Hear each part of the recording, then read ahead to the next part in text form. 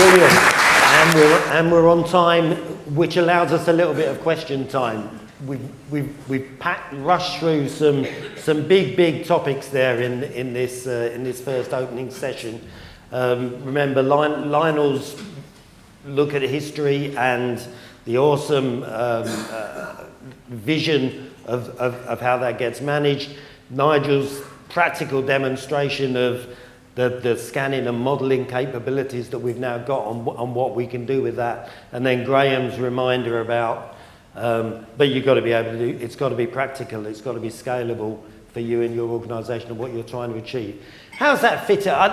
Why is this such a successful conference this year? This topic is so hot right now, technology and where we go and what we do in this industry. What do you take out of those first questions, those first presentations? Just a quick question with regards to the amount of data we're having to deal with and the increasing or decreasing frequency in which we're going to start to record that. And I've got a colleague who works in energy, and funny if we were talking over a pint last night about energy, and energy is measured in seconds as opposed to oil is measured in different ways. But are we ever going to get to a point where we see that volume you had, 200 gigabytes on a year, a month, a week, a day? Are we ever going to get to a point where we can actually predict and say, we don't need all of that data, so we don't need to gather as much? We can almost recognize what's useful data and what isn't. Or are we always going to be in a position where we just need to get it all in to decide what's useful? Can we predict what's useful data, basically? I think that we're already at that point, and certainly where some of our clients are already deciding, I can have that piece of data every 24 hours, I can have that piece of data every 30 minutes, but this one I actually need live. This needs to be sub-second. And that very much plays into the database that you operate and also the analytical tools that you need. You need tools that can work both with data that's 2, 3, 4 months old and data that's sub-second. So yes, it is happening. You've also got the situation where once that data's been used, it only has a shelf life of so long. So you don't necessarily need a per second database for more than a day. Some might need it for a month. Some might need it for a few hours. So what you can then do is actually automatically take some of that data and either shelve it off or just get rid of it and just take the averages that you need. So yes, managing the data and managing the data veracity is an important part of whoever is going to run your data and analytics teams. Lionel, thoughts on that whole scalability thing, from your perspective? Well, I would have said that if you look at the latest sensors, we haven't actually talked about sensors much yet. I'm sure there's more to come. But the sensors are dishing out the data every second, every millisecond, all the time. And I think what I'm reflecting is you take a snapshot of that when you want it. You don't need that data all the time, but there might be points at which you want it. And it's not being stored in that sense. When we're talking about radio waves, it's just singing there, it's broadcasting all the time.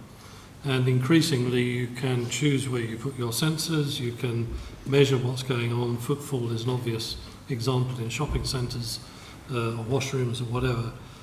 So these technologies are there, permanently singing out data.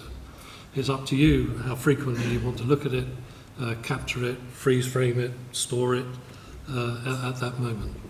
So I think look at it that way, and I see that's where a lot of data is going to come from in the future. As I talked about the Internet of Things, we're doing that in our private lives, let alone in commercial facilities. And this data is ubiquitous. It's there all the time. It's a question, when do you want it?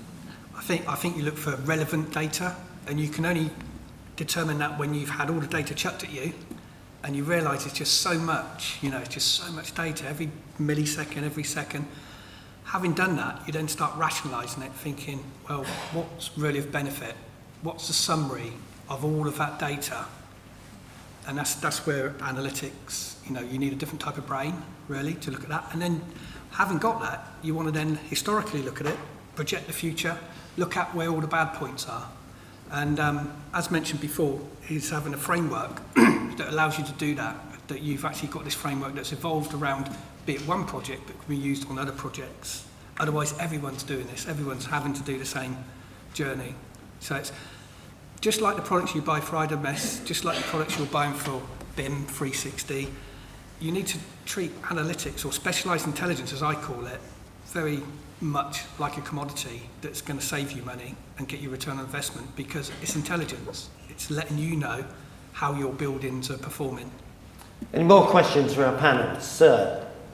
Question for Nigel, and anyone else can chime in if they've got knowledge of it. But you so many clients with legacy data that's Excel spreadsheets, thinking kind of asset registers, that sort of thing. Yeah. Within that digital reality, digital twin space, are you seeing clients that take that technology into a day two scenario in terms of their asset registers? You mentioned you can track the assets through the digital twins. Are you seeing that out there, that they take that into a sort of, when they're change management, either replacing furniture or carrying out repairs to M&E assets, that sort of thing? Different people are doing different things. There's some people who've got data, and again, if you've got an analytics framework, I call it, sometimes it's a little bit old, it's a little bit rusty, I call it dirty data. You can bring dirty data into an analytics, but you can also extract new data from these new processes. The trick is qualifying what you're going to get from each and how you're going to then compare them. So again, specialised intelligence allows you to look at old, look at new, play around with it, chuck it out. Sometimes if you put it into an IDMS system, it's sort of a little bit fixated. It's there, you've got to then update it and so forth. So some of these companies doing analytics and with their tools, they can actually be very productive for you. And then what we find is some buildings, they have been running a change management process, they've been doing loads of projects. Things get financed through the project, but it doesn't actually then finance the rest of the building being updated at the same time. So you find sometimes you might have to do a sweep to capture the data again, to get the new data in, because it's all moved and everything's changed. If you've done an office refurb or something over COVID, then it would be worth using some of these scanners, to actually then create a new database and realign, your desks and so forth. Thank you. There was another hand. Good morning, Eric from H3 Dynamics. A question to Graham, given the volume of data. We've seen in investment banking in the early 2000s the use of distributed ledger when there are many analytics to be processed so that everyone can text these chunks like stock tickers. Do you see that in your projects where there is a adoption of the big bad name blockchain but really distributed ledgers to your customers? Have you had these discussions? Thank you. Jensen? I got some of that. So it's a very, very interesting question. I think that blockchain specifically is a very, very underutilized data within the FM industry. There was a lot of talk around what could or couldn't be done utilizing it. It hasn't really sort of manifested itself at this point in time. Distributed data, absolutely. Cloud data architecture is changing massively. And the three big players, AWS, Google, Microsoft, are all largely doing the same thing, but they all call them different names. We tend to work quite closely with AWS. And so, to give you an example, they have around about 250 different data products that you need to understand in order to map that to the right solution for your client. That is hard enough as it is. They obviously want as much storage in the cloud as they can possibly achieve, but at the same time, you've got to be able to sort it, you've got to be able to organize it, you've got to be able to access it and then analyze it, and you've got to lose some of it through machine learning in order to make that relevant and available. So that is something that the banking industries, the energy industries. There are a number of industries that have really sort of led this because they had those huge data volumes ages ago, and because they had the money to throw at it. The FM environment is now seeing all of those CAFM systems, BIM systems, BMS systems, everything else being drawn into one place and saying they want to do the same. And that is very much in line with now all of these innovations by those cloud providers that require you to distribute data slightly differently or in a slightly different way or manage it in a slightly different way. Does that answer the question? Yep, we got a thumbs up, and there was a second hand up there. Good morning, Dane from Marcus FM. So my question was around the collection of data, creating these centralised models with all of the information from construction stage through to BIM, and then how that transfers over to augmented reality. And what I thought I'd seen in the earlier presentations was how that can be very well simulated from a desk perspective, wearing virtual reality goggles. My question is, do we imagine or do we envisage a world where that data then becomes available through an augmented reality? I'm imagining someone wearing some goggles in a plant room or a facilities operative in and about the workplace to have the full asset history, spend data, whatever it might be, at their fingertips when they're actually on the front line? Or is it something that we're still very much seeing as being a centralised reserve of data? No, which one answer that line? Okay, I was just going to say, I think in practice where we're seeing it now, I think the future benefit is that you have your highly experienced design engineer sitting in an office with the operatives and the mechanics being able to show what's happening. This is definitely happening in airports, in air bridges, for instance, where it's critical for the aircraft turnaround.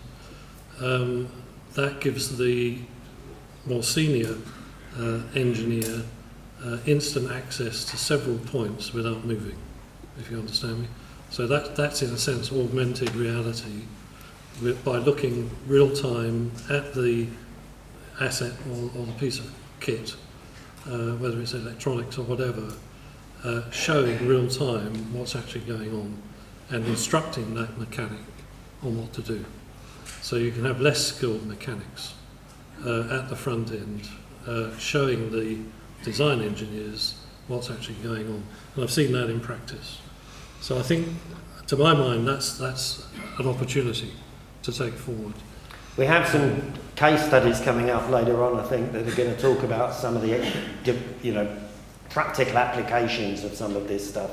For those of you among the room who, like me, are getting caught up in the complexities of all of this, it's good to see practical application.